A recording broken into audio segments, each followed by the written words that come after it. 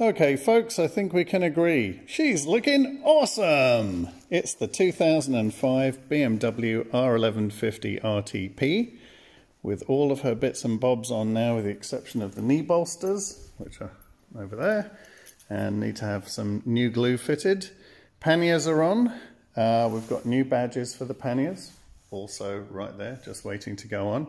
All the electrics are tested and working. The bodywork is looking fantastic.